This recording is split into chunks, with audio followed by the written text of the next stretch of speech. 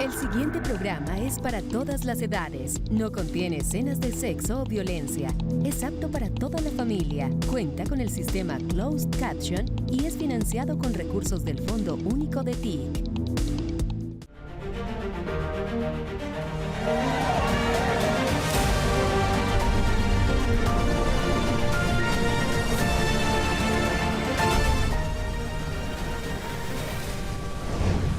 El gobierno anuncia la emergencia económica. Vamos de frente contra la corrupción en la DIAN, dice el presidente. Con equipos básicos, hospitales y ambulancias, el gobierno sigue entregando obras para la salud de los colombianos. Con sus propias manos, el presidente arranca la coca. Celso le pone la lupa a las noticias falsas. Y tenemos más en Así Avanza el Cambio.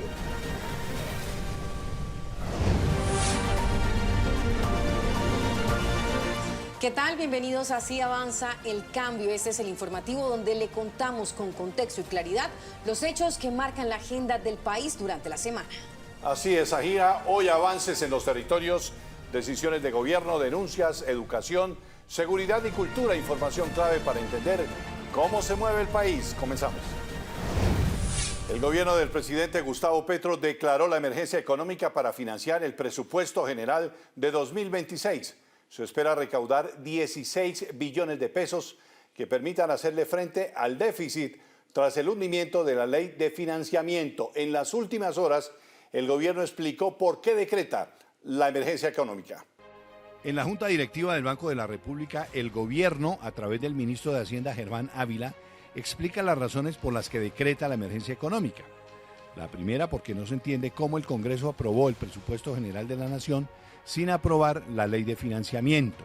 Es una especie de trampa que le hace el Congreso al país, que es aprobarle un presupuesto que supone unos niveles de gasto, unos niveles de compromisos que deben ser asumidos para cumplir metas sociales, metas económicas y de estabilidad económica en el país, con el gasto público, con la inversión pública, y después el mismo Congreso hace esa especie de trampa en la cual le retira parte de los recursos necesarios para poder ejecutar ese presupuesto. La segunda razón para decretar la emergencia económica es que por orden de la Corte Constitucional, el gobierno necesita aumentar la unidad de pago por capitación, es decir, la plata que da por cada persona para su atención en salud.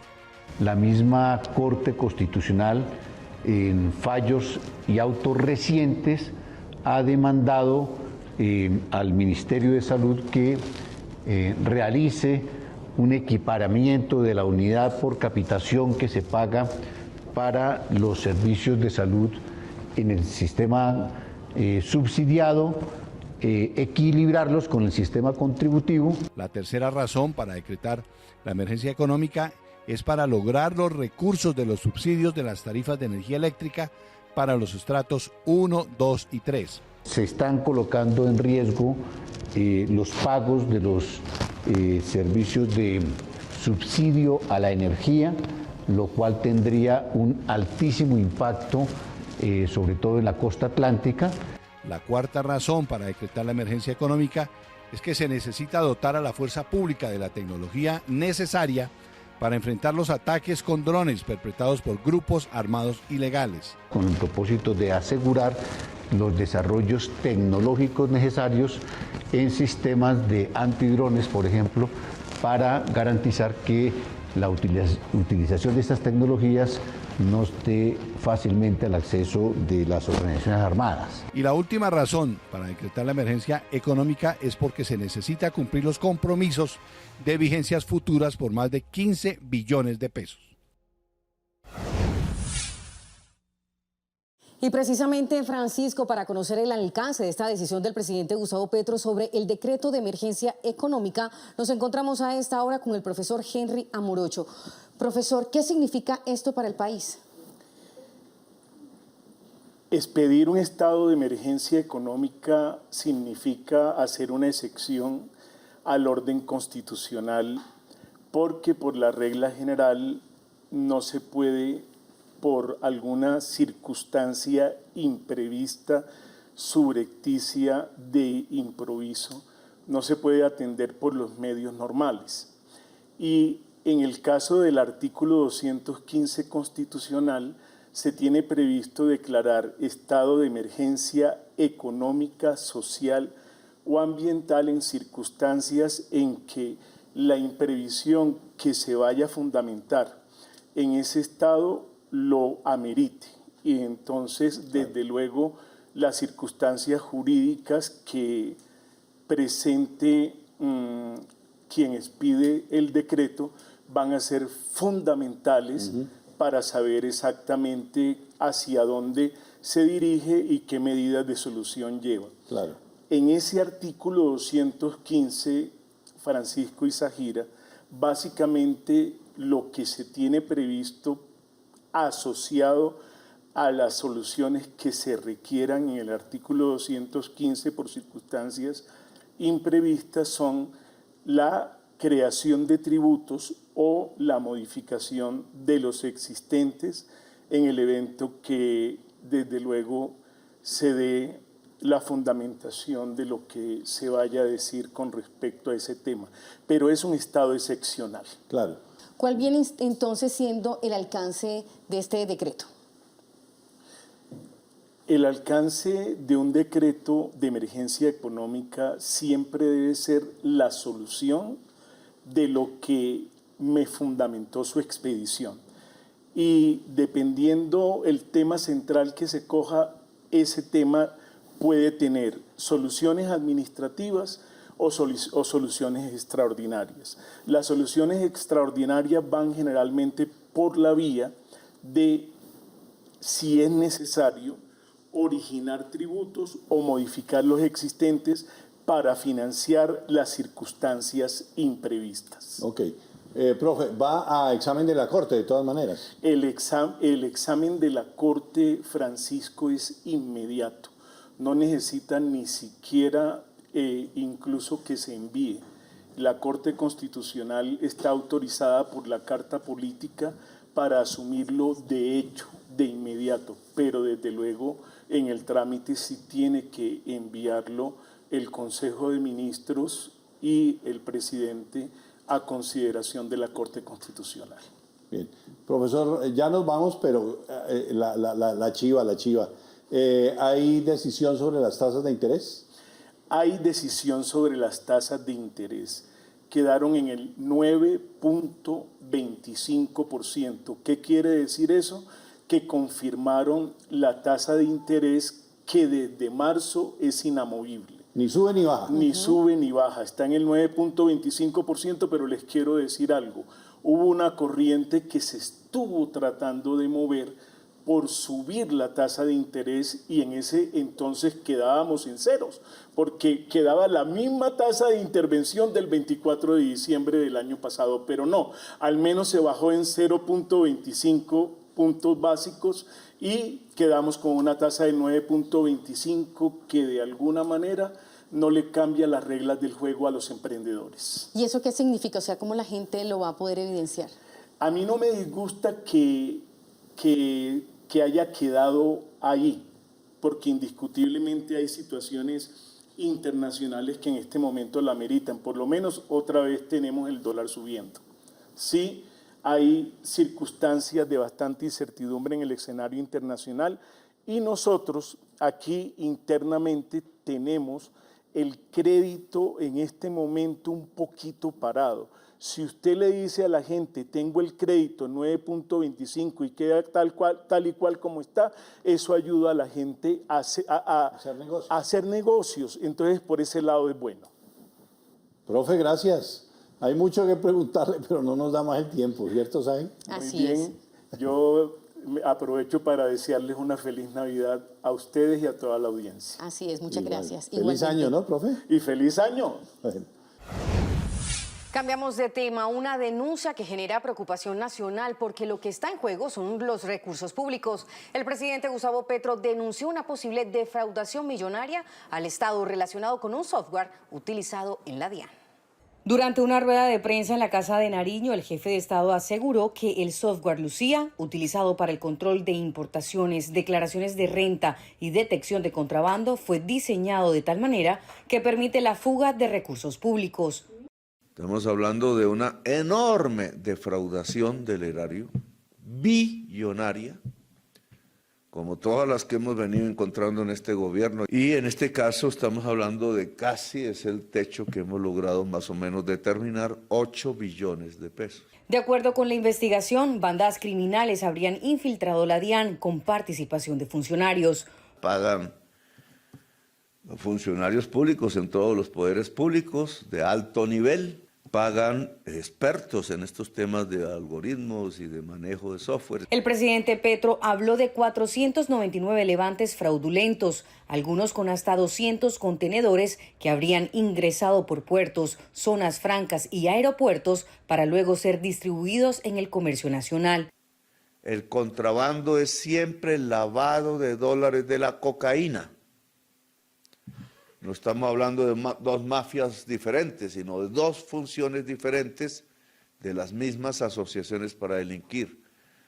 La mafia de la cocaína hoy lava dinero principalmente a través del contrabando y del oro. Como resultado de la investigación, 116 funcionarios de la DIAN y de aduanas están siendo investigados y sus nombres ya fueron entregados a la Fiscalía General de la Nación.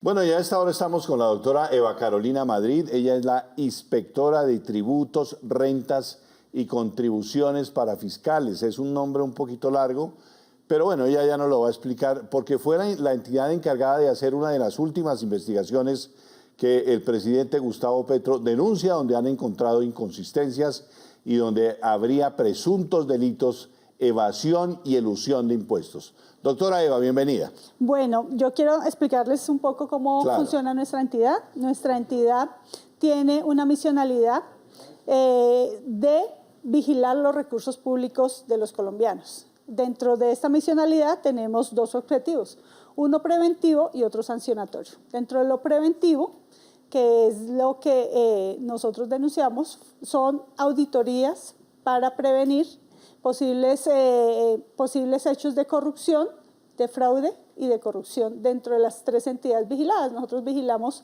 a la DIAN, a Coljuegos y a la Unidad de Gestión para Fiscal y Pensional.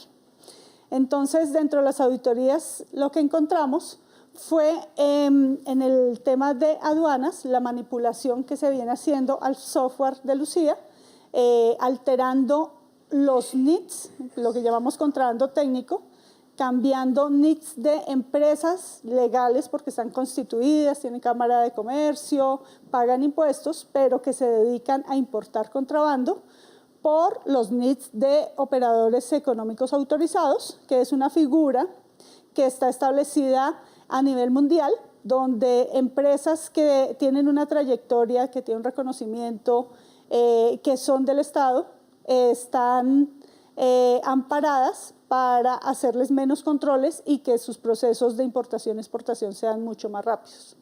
Entonces, hacían los cambios de esas empresas legales, pero para el contrabando, por estas empresas de confianza, y así entraba mercancía sin las mismas revisiones que el resto de la mercancía que ingresa al país. Entonces, por ejemplo, un contenedor de la empresa contrabandista, le cambiaban el NIT y ya en puertos entraba y seguía su curso normal hasta llegar a la zona franca o al destino final que tuviera esta mercancía. Eva, ¿cuánto vale esto para el Estado? Nosotros personalmente he dicho que esto es incalculable. Sí, porque si tú no puedes revisar un contenedor, si tú no revisas un contenedor, no sabes qué hay adentro. ¿Sí? Si el documento de importación dice que vienen tenis, pero resulta que al interior vienen armas, vienen elementos para el procesamiento de cocaína, vienen otro tipo de materiales o de productos de mayor costo, ¿sí? Te cambian tenis por celulares, por ejemplo. Entonces los costos no los puedes cuantificar. ¿Y qué encontraron? ¿A qué tipo de personas, de empresas están ahí vinculadas? Y funcionarios, ¿no? Obviamente. Sí, dentro de la investigación encontramos de 32 empresas, de estas empresas que las llamamos legales, pero que se dedican al contrabando, 32 empresas que hacían este cambiazo y 116 funcionarios implicados. ¿Y esta investigación cuánto tiempo lleva desde que inició el gobierno del presidente Gustavo Petro? Bueno, desde que inició el gobierno del presidente Gustavo Petro se han hecho 29 auditorías, pero desde que lo que yo llevo en la entidad, yo llevo un año exactamente, decidí tomar esas 29 auditorías, revisarlas y hacer un análisis de toda la información que estaban en ellas y decidimos hacer un operativo mucho más contundente para revisar cómo podíamos dar un informe estructurado y hacer el traslado correspondiente a la Fiscalía y a la Contraloría para que se iniciaran las investigaciones pertinentes sobre este tema. ¿Lograron parar la práctica al menos por ahora? Sí, porque nosotros seguimos haciendo un control después de las auditorías, se siguen haciendo controles y se evidenció que al menos estos NIDs o esta práctica disminuyó. En esta rueda de prensa donde usted estuvo y estuvo el presidente Gustavo Petro, se habló de una cifra importante, cerca de 8 billones de pesos. Es el resultado de este fraude al erario del Estado. ¿Esto qué significa para que los ciudadanos entendamos en realidad la importancia de esta denuncia? Sí, entonces esos 8 billones pues, son de los diferentes procesos y procedimientos que revisamos al interior de la DIAN, que nos da esa suma aproximadamente. Pues no tener 8 billones es no tener un hospital en un pueblo, es no tener una carretera andando, es que los jóvenes no puedan tener una educación de calidad. Eso significa que se pierdan recursos de la nación, del Estado, en manos de las mafias. Y también el daño que se le hace al país, porque recordemos que el contrabando que hoy ingresa es para el pago del pago de cocaína, ¿sí? Es el pago que le hacen a los narcotraficantes, sí. Es el pago que hacen por armas, es el pago que hacen el tráfico de niños y niñas y de personas, la trata de blancas. Así están haciendo hoy en día los pagos. Ya como no pueden manejar tanto el dinero, entonces lo pagan con mercancía. Es lavado duro y puro lo que estábamos viendo. Lavado, sí señor, así es. Y va a haber sanciones, es lo que hay que... Sí, ahorita pues pasamos ya a la parte disciplinaria. Nosotros dentro de la entidad tenemos la potestad de hacer el proceso disciplinario por faltas gravísimas y pues ahí ya iniciamos este proceso de los funcionarios. Una pregunta chiquitica, ¿hay problemas en los software? ¿Hay vacíos en los software, como lo denunciaba el presidente? Sí, los softwares pues tienen una limitante que son manejados por humanos, ¿sí? Puede que el sistema pueda que funcione, pero si la información es manipulada al ingresar o si los modifican para hacer este tipo de delitos, pues el software no funciona. ¿Sí? Claro. Ahí sí los ingenieros en sistemas saben más del tema, pero sí, los softwares por lo general funcionan hasta que alguien hace una manipulación de los mismos o no, un correcto manejo de los mismos. Bien. Pues doctora Eva Madrid, creo que falta mucha tela por cortar, pero bueno, ahí vamos, al menos estamos poniendo el tema, que es muy importante en la opinión pública. Y vamos con otras noticias en Así Avanza el Cambio. El señor presidente dio unas instrucciones supremamente estratégicas en el tema de, 1, ajustar la estrategia para fortalecer las capacidades que sean necesarias en pie de fuerza pública, en tecnología, enfocadas en que el dispositivo permita garantizar y mejorar las condiciones de seguridad como se está avanzando en el Cauca y en norte de Santander. La cúpula militar y policial adelantará dicho análisis y dicha estrategia y movimientos que sean necesarios. 2, avanzar lo más rápido posible en un COMPES para que las armas, las capacidades de defensa de la República se fortalezcan. Ese COMPES está valorado en 49 billones de pesos y está orientado a que se ejecute en aproximadamente unos 10 años. Ese proceso de fortalecimiento viene de parte de la iniciativa que ha desarrollado este gobierno para proteger lo más valioso que es la vida. Y nos vamos hacia el suroccidente del país, a Roberto Payán. En Nariño, el gobierno nacional puso en marcha los grupos comunitarios de apoyo a la erradicación de cultivos de uso ilícito.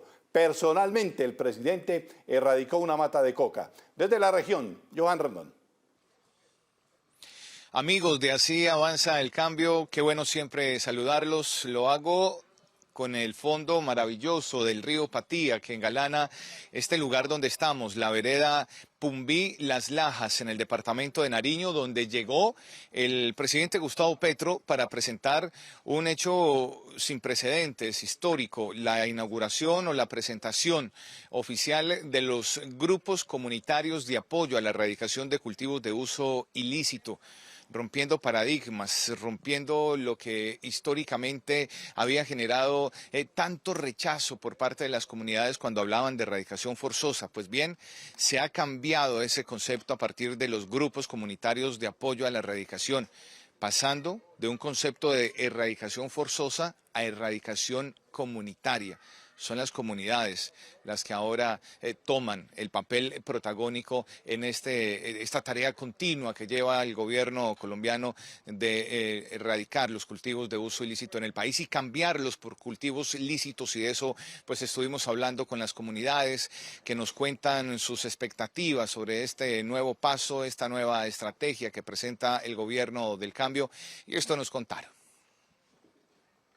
Queremos cambiar de economía, queremos ver otro nacer a nuestros hijos, que sea ya otra calidad de vida, tranquilidad, paz. Y estoy destinado a trabajar por mis comunidades, por mi gente, por mi pueblo, a que un día cambiemos el pensar de la coca. Es algo muy triste, porque fueron momentos de nuestras vidas que la verdad no encontramos opción como, sobrevivir, porque era muy duro la mantención de nuestra familia, nuestros hogares. Entonces, pues, toda la vida hemos trabajado con la coca, y que lleguen así nomás y nos quiten lo que nos beneficiamos, nuestro pan de cada día. Entonces, pues, es algo muy histórico, algo muy bueno, mano, que el presidente está haciendo. Esta estrategia de los grupos comunitarios de apoyo a la erradicación está enmarcada o hace parte del también reciente programa de la Dirección de Sustitución de Cultivos de Uso Ilícito, conocido como Renacemos.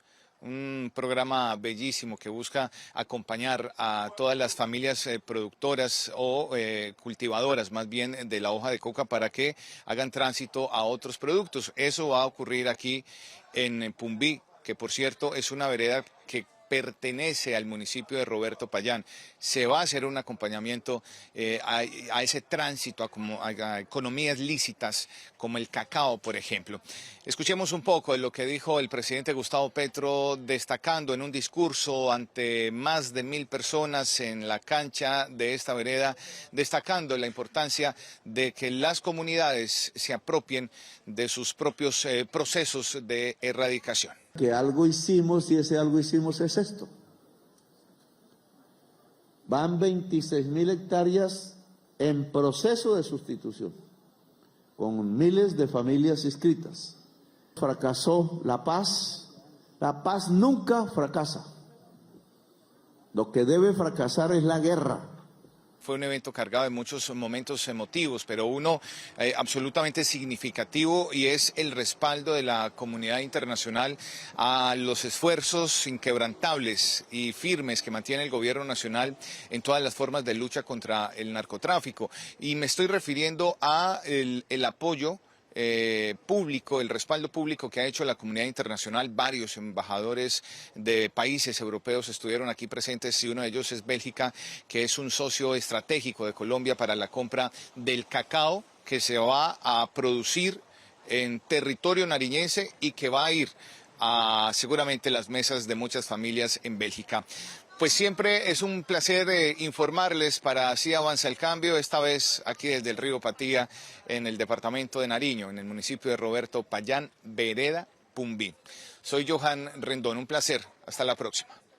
La salud sigue llegando a los territorios. En Garzón, Huila, el presidente Gustavo Petro inauguró las nuevas instalaciones del Hospital María Auxiliadora. Más de 3 billones de pesos invertidos en esta infraestructura hospitalaria. ¡Salud al pueblo, presidente! Con el sanjuanero, interpretado por el grupo Raíces de mi Pueblo, la gente de Garzón recibió al presidente Petro.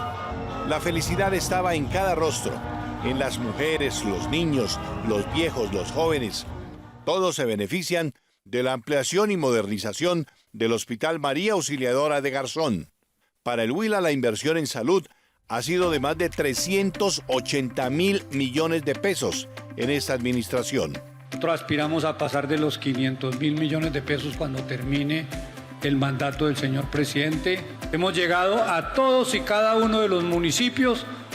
El presidente compartió la felicidad con la gente de Garzón y le recordó el trabajo tan grande de más de 10.000 equipos básicos de médicos y enfermeras que cada día van casa por casa atendiendo a la gente en todo el país. Ya han atendido 8 millones de personas, un poco más, pero donde más pobres habían, ahí pusimos más equipos. Ya han atendido la mitad de la población. El presidente agrega que se han invertido más de 3 billones de pesos para dotación de hospitales. 3.1 billones para infraestructura y dotación hospitalaria en todo el país, muchísimo más que todos los 20 años sumados en los gobiernos anteriores. Se han entregado más de 1.400 ambulancias en todo el país. Son ambulancias con todos los juguetes. Y la próxima, los buques hospital en el Pacífico, en el Putumayo, en los mares y en los ríos, atendiendo a la Colombia profunda. Salud para los colombianos. Aquí está el gobierno cumpliendo con dignidad. Ahora nos vamos para el Caribe. Cerca de 1.500 personas tienen energía limpia y continua las 24 horas del día gracias a la central de generación eléctrica de Isla Grande en Bolívar. En el archipiélago de Islas del Rosario, el presidente Gustavo Petro inauguró la nueva central de generación eléctrica de Isla Grande, un proyecto que marca un hito en la transición energética del Caribe colombiano. Por primera vez, cerca de 1.500 habitantes de Isla Grande, Isleta, cuentan con energía continua las 24 horas del día, segura y mayoritariamente limpia, cerrando una brecha histórica en las zonas no interconectadas.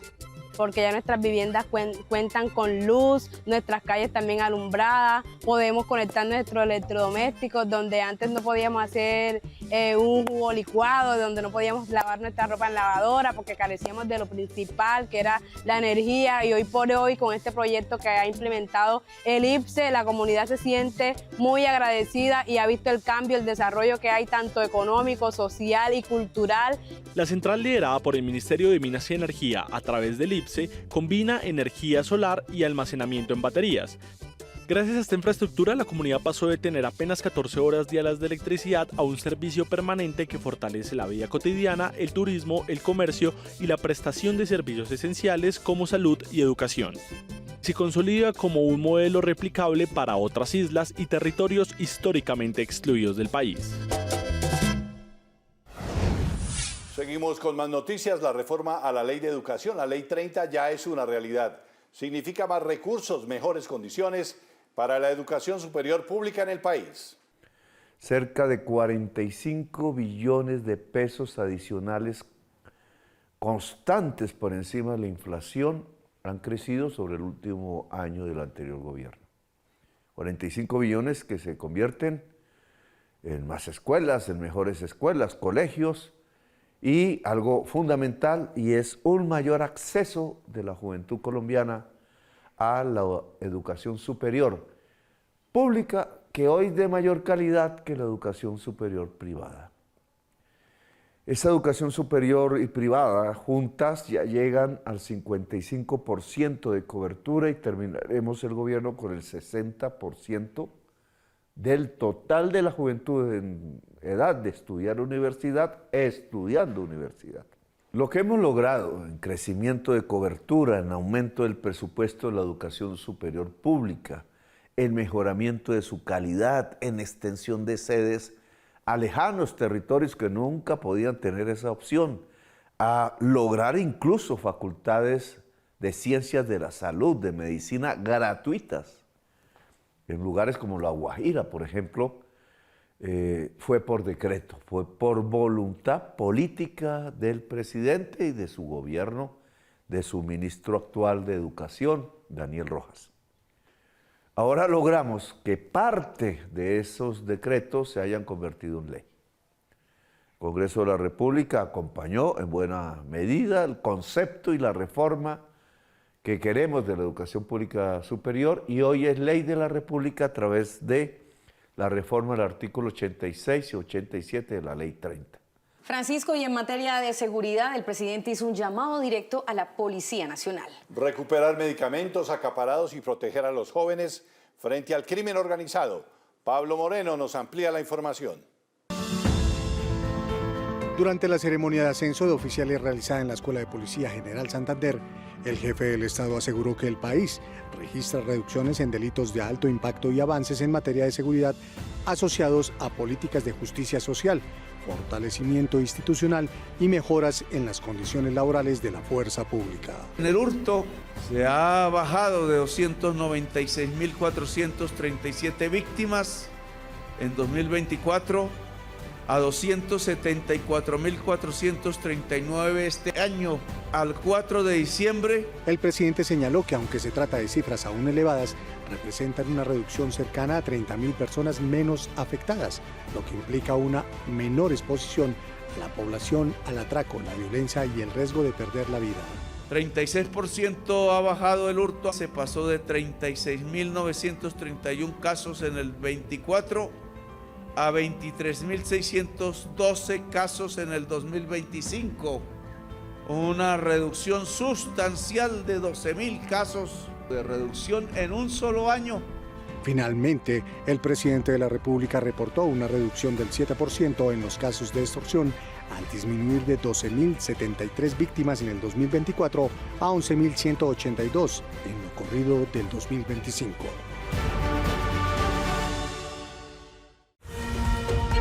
Lupa las noticias falsas con Celso Tete Crespo.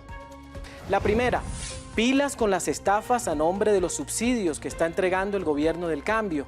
Prosperidad Social alertó que han circulado cadenas de WhatsApp diciendo que el presidente Gustavo Petro y el Departamento de la Prosperidad Social supuestamente anunciaron un bono mujer de 850.000 pesos en diciembre. Le piden dinero en efectivo a la gente. Eso es falso, no caiga en estas estafas. Prosperidad Social nunca pide dinero, ni información personal, ni claves, ni números de cuentas bancarias. Todos los trámites de esta entidad son gratuitos. Los beneficiarios son seleccionados mediante un proceso serio, transparente, que es gestionado e informado a través de los canales oficiales de Prosperidad Social y desde las gerencias regionales. La segunda, el portal Valora Analytic dijo que el gobierno del presidente Gustavo Petro iba supuestamente a dejar un coletazo negativo en la economía. Eso no es cierto. La economía colombiana está creciendo al 3.4% y un estudio de la revista The Economist, de esta prestigiosa revista, ubicó a nuestra economía como la cuarta más fuerte del mundo hoy. Asimismo, la tasa de desempleo es la más baja de lo que va de este siglo, ubicándose en el 8%. Las 1.000 empresas más grandes de Colombia reportaron un crecimiento en sus utilidades. La inflación está sobre el 5%, a la mitad de lo que la dejó el último gobierno. Ha crecido también el turismo a cifras récord. Han crecido las exportaciones de productos del campo, porque el campo está creciendo a niveles nunca antes visto también. Y la tercera, no es cierto lo que circuló en varios portales de prensa informando que el gobierno del presidente Gustavo Petro tenía supuestamente preparado un borrador de decreto donde se iba a eliminar la aplicación Airbnb en Colombia e incluso titulaban Adiós a Airbnb en Colombia. Aclaración, el objetivo contemplado en este borrador no es regular, ni limitar, ni mucho menos eliminar plataformas como Airbnb, sino más bien garantizar que todas las personas y las empresas que ofrezcan alojamientos en Colombia pues cumplan con unas reglas claras, operen formalmente y bajo estándares de seguridad y transparencia para los usuarios. No es más que la defensa de los usuarios. Gracias por acompañarnos y hacer parte de este espacio informativo. Estas son las noticias, Francisco, que importa porque están contadas desde los territorios. Son las noticias positivas del país. Los esperamos como siempre el próximo domingo aquí por el canal institucional y las redes sociales de la Presidencia de la República. A todos una feliz Navidad. Muy amables por acompañarnos. Hasta pronto.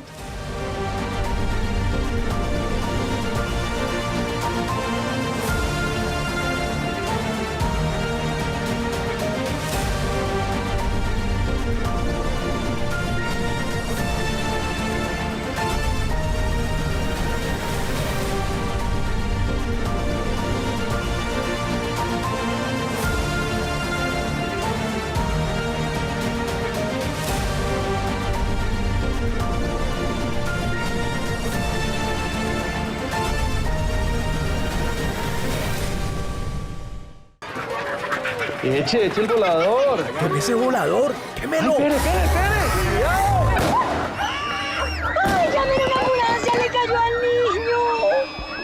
La pólvora puede dañarle la fiesta a todos. No arruines la celebración con las quemaduras, mutilaciones y el dolor que puede traer la pólvora. La vida es primero. La pólvora no es un juego. Gobierno de Colombia. Comisión de Regulación de Comunicaciones. Este contenido fue financiado con recursos del Fondo Único de TIC.